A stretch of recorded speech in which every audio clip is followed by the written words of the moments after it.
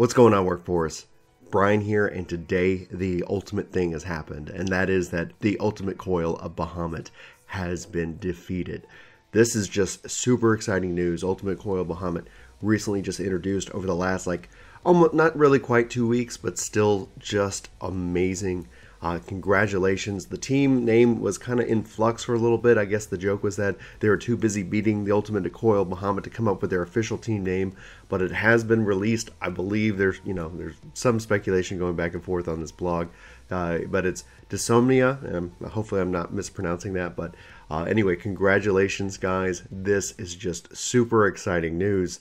So they are the world first. They're a team based out of Japan. It looks like maybe 5 or 6 members were coming over from a previous team, the one that's had taken down bosses really quickly. Apparently they are really skilled. And in fact, one of the things that I do absolutely have to share with you guys is this ultimate rescue. It is just going to blow your mind where and how they did this. And you know what? Just take a look at this video.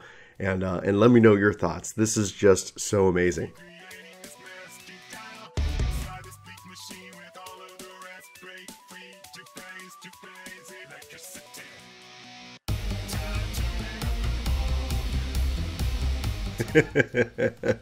Wow, well played healers and well placed timing on that. I mean, that in and of itself, I don't know if that's something that just happens with enough practice, if that is something that just was, a good, just it worked. The ping hit right. Yeah, no issues there. Honestly, it's just so impressive. And, so I just wanted to share that with you guys. This team, obviously has brought a lot of skill to this, and I couldn't be happier for them. And so I guess the conversation and the question, and it's going to be interesting to see what happens going forward with this kind of content, is does their victory change the meta?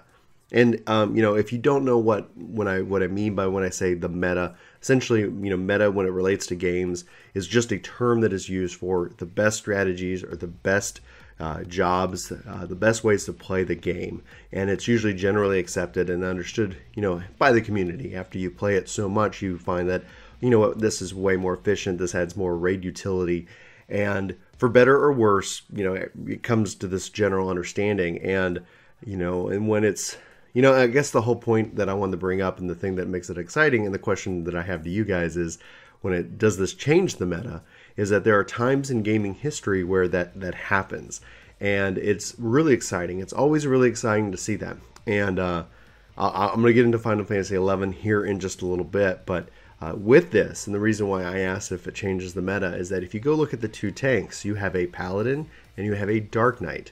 And right now, I know there's a lot of feedback about Dark Knight and how they want it changed, that it's broken, that it's this, that it's that. And now you see a Dark Knight that's actually a part of the world first clear team.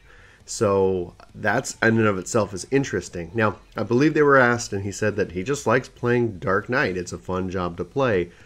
So this isn't necessarily about, hey, they definitely need to make this change or this change to Dark Knight. I'm sure Dark Knight could probably use a little tweaking. Personally, I'm in love with Paladin, and even if you see Mr. Happy's video about the tanks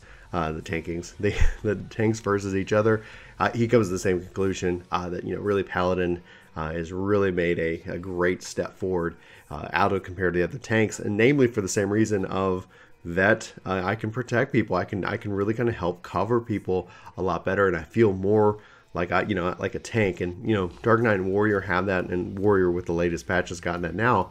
So personally, I'm surprised that it was not a Paladin Warrior group, but we see Dark Knight. And so again, the question is, does that change the meta? Then you also see the tanks having Ultimatum, they have Shirk, they have Provoke, so there's a lot of things that they're doing. And so when it comes to the hardest content in the game, and obviously I think some of that is going to be situational. You're not always going to need Ultimatum. You're not always going to need Rescue.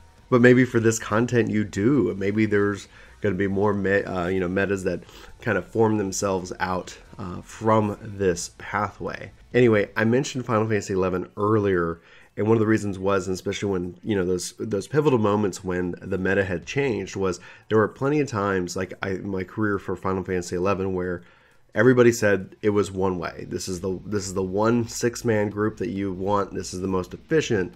and then somebody would go out and do the content differently, you know, usually wildly differently to the meta, to what was understood, and would have way better success.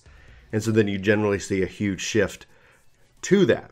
The most recent memory that comes to mind, though, actually was in Final Fantasy XIV 1.0 with Garuda. There was like, everybody was trying different strategies, and someone ended up doing one tank, like, and then like 6 black mages or 7 black mages, you know, one of those things, and they were able to get her down before she did her ultimate move. And so that, again, that was a completely shifting of the meta where, okay, yeah, you want to go with this kind of party makeup, and then someone's like, you know what, we're just going to try something crazy, and then it ended up working better. So they obviously ended up fixing that in Final Fantasy XIV 1.0, and in fact destroyed that entire version of the game. So it is what it is. But it's always interesting to see kind of how this evolves and how this changes over time, and what, as players, what we come to expect. And so the whole point, I guess, is that, you know, it's okay to obviously, you know, want to try to be the best and utilize, you know, the meta in a good way, but be careful that we don't end up, you know, serving the meta as opposed to the meta serving us in that regards, that we don't end up, you know, not being able to play or enjoy the content or find new and better ways, more efficient ways. So we should always be exploring. We should never take the meta at its core for what it is, because somebody will come along and they're going to change it because they're taking that time to explore. So be explorers, be testers, you know, and then obviously, you know, try to do your best. And that's really what this kind of wraps up to. So it's a weird news and opinion post, but it is what it is. Anyway, guys, thanks so much for watching this video, and I hope you have a fantastic week, and congrats again on the ultimate, you know, clear here. And if your group is getting close, I wish you guys the best of luck. I hope that you have some success, and maybe this is going to be something that helps change kind of the strategy. So anyway, until next time, guys, have a great week. I'll talk to you later. Me, mama, moo. Me, mama, moo. Me, mama, moo. Warming up the pool. Oh, yeah. Me, mama, moo. Warming up my boys. La, la, la, la, la. Drinking some coffee. Super excited about what just happened. Oh my goodness. I'm a nerd.